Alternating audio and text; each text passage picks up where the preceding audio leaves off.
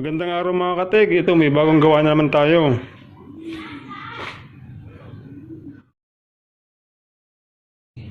Monitor ng desktop computer. Bali, ang problema niya is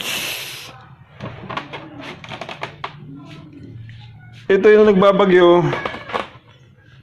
Bali, nagloko ang kuryente. Na-overload ng Kanoreko, yung pinaka-supply ng aming lugar ng kuryente. Ito sumabay sa kidlat. Bali, ito yung nagpatayan, pati yung desktop power supply niya sumabog. Yun, una ko nang ginawa, pero hindi ko pala nagawa ng video. Bali, ito na lang ginawa ko ng video, itong curve niya. Ito yung curve monitor niya. Ayan, tara't bubuksan na natin para makakatikat ating repair at subukan natin kung magagawa natin, kasi kung power supply naman pumutok, maning-mani sa atin yan mga katik. Yan, ito na yung kanyang nabuksan ko na, tinanggal ko na. Ito meron siyang malalang sunog. Yung kanyang board is nalasog-lasog kanyang board. Nag-overload to bago. Ito yung galing sa mahinang kuryente tapos nag-overload. Kaya yung kanyang primary power supply is nagkanda sabog-sabog.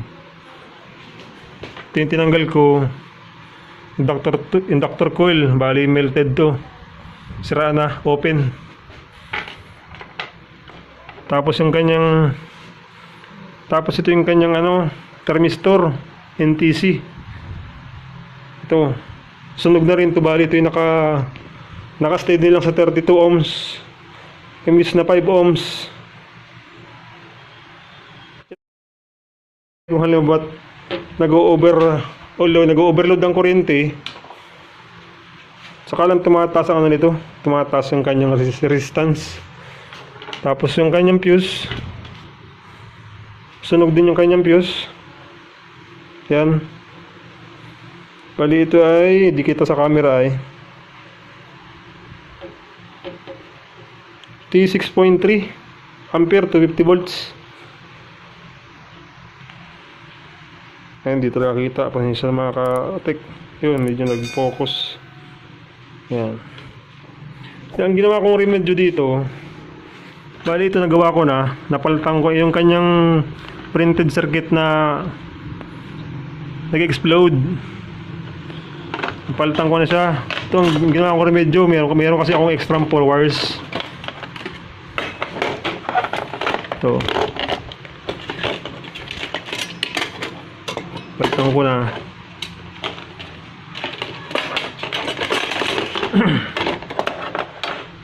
Ito.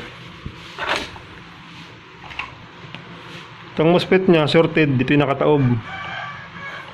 Tinanggal ko na rin to. Napalitan ko ng inductor coil, napalitan ko na. Yung kanyang diode, ito shorted yan lahat.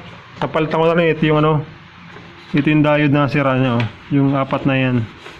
Napalitan ko na din yung diode. Tapos yung kanyang fuse, napalitan ko na din. Yung thermistor, napalitan ko na rin. Ayan. Ito ang ginawa natin dito, yung modified 4 wires, yung automatic. Ang gagamitin natin yung feedback ng kanyang board. Bali yung feedback nito, hindi natin gagamitin to. Bali yung out ng opto, para automatic na siya auto-reduce na yung kanyang supply sa switching. Ang ginawa ko, inangat ko yung opto dito. Ito yung may tuldok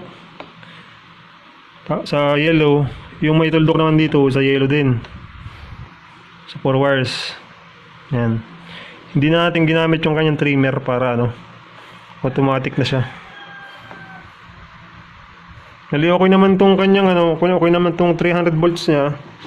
Kaya ginamitan ko na ng ano, 4 wires. Ayan.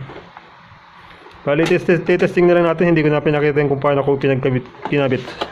Napaka-simple din naman. Itong kanyang ano, black primary ano, primary negative. Negative ng kanyang capacitor.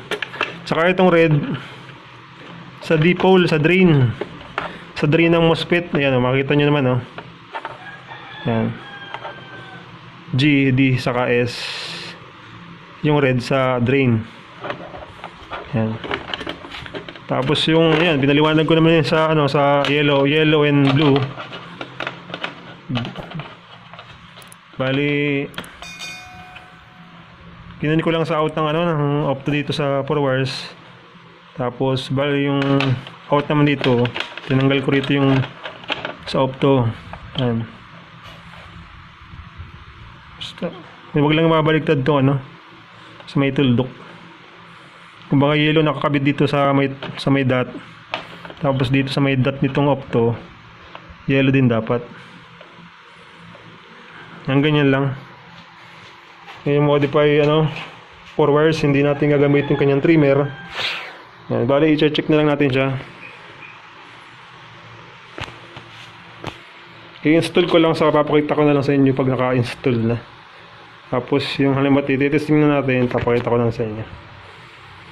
Yun, o.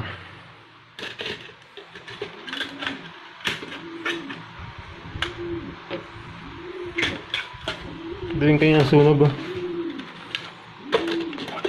Sunugan siya matindi.